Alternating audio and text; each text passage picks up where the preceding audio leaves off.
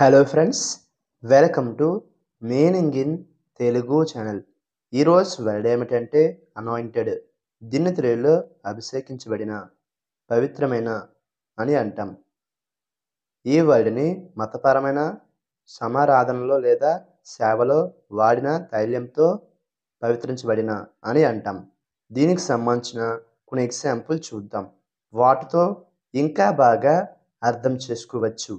For example, first the priest anointed the king with holy oil. అంటే తెలుగులో పూజారి రాజును పవిత్రమైన నూనెతో అభిషేకించాడు.